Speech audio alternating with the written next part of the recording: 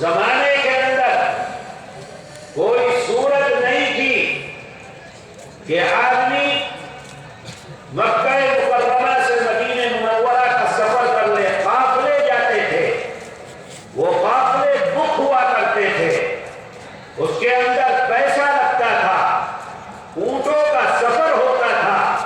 امام شافعی رحمۃ اللہ علیہ کے پاس پیسہ نہیں تھا کہ وہ اونٹ یا سواری کو اپنے لیے متعین کر کے اور مکہ مکرمہ سے مدینہ منورہ کا سفر کر لیں. اللہ تعالی نے نظام بنایا، کوئی آدمی نہیں آ سکا. اللہ نے نظام بنا دیا امام شافعی کے لیے کہ وہ مکہ المکرمہ سے مدینہ منورہ قافلے کے ساتھ چلیں. امام صاحب لکھتے ہیں کہ میں چلا، 16 دن کا سفر تھا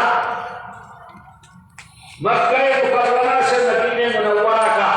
فرماتے ہیں کہ ان 16 دنوں میں نے اونٹ کے اوپر جو سفر کیا ہے، اس سفر میں 16 قرآن کریم میں نے ختم کیے ہیں. آج تو طالب علم اور خاص مسلمان قرآن کی تلاوت سے اتنا دور ہو گیا،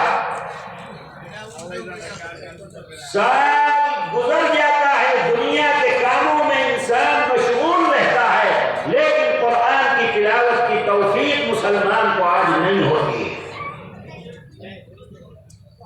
اے میرے عزیزو، اللہ تعالیٰ نے تمہیں قرآن کی یہ عظیم نعمت عطا فرمائی ہے، تم حافظ قرآن ہوئے ہو. تمہارا مقام و مرتبہ اس دنیا کے اندر سب سے بڑا مقام و مرتبہ ہے. کوئی دوسرا انسان اگرچہ وہ کسی ملک کا بادشاہ کیوں نہ ہو، اگرچہ وہ لاکھوں کروڑوں کا مالک کیوں نہ ہو، اگرچہ اللہ نے اس کو ساری دنیا کا بادشاہ کیوں نہ بنا دیا ہو، لیکن تم حافظ قرآن ہو، تمہارے سامنے اس کی حیثیت تمہارے پاؤں کی جوتی کی حیثیت بھی نہیں. وہ عظیم مقام اللہ نے تم کو عطا فرمایا. کیوں؟ اس لیے کہ اللہ کی کتاب قرآن کو تم نے اپنے سینے کے اندر محفوظ کیا ہے. سب سے بڑی دنیا کے اندر اللہ تعالی کی طرف سے اس کے بندے پر رحمت کہ بندہ اللہ کی کتاب قرآن کریم کو اپنے سینے سے لگا لے اور اپنے سینے کے اندر محفوظ کر لے. جناب رسول اللہ صلی اللہ علیہ وسلم فرماتے ہیں کہ یہ قرآن اللہ کی رحمت کی رسی ہے.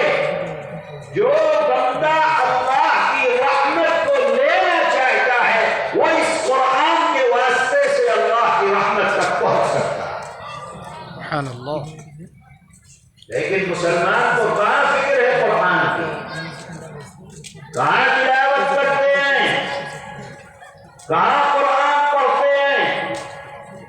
قرآن کے پڑھنے اور پڑھانے کو آج مسلمان یہ سمجھتا ہے کہ یہ بیکار کا کام ہے. قرآن کی تعلیم کو یہ سمجھتا ہے اس تعلیم کا کوئی فائدہ نہیں ہے. اگر بچہ حافظ قرآن بنتا ہے، ہمارے خاندان میں کوئی آدمی مبارکباد دینے کے لیے نہیں آتا. ہاں، بچہ 10ویں 12ویں پاس کر لے، کالج کر لے، انجینئر بن جائے، ڈاکٹر بن جائے، پائلٹ بن جائے تو سارا خاندان اس کو مبارکباد دینے آتا ہے. اس کا مطلب یہ ہے کہ دنیا کی تعلیم کی اہمیت دل میں ہے اور قرآن کی تعلیم کی اہمیت ہمارے دلوں سے نکل گئی ہے. اسی لیے اللہ نے ذلت اور رسوائی میں فرماتے ان اللہ یرفع بہذا الکتاب اقواما ویضع به آخرین، قرآن کو پکڑو گے مضبوطی سے عزت عطا فرمائے گا اللہ، قرآن کو چھوڑ دو گے ذلیل کر دے گا اللہ۔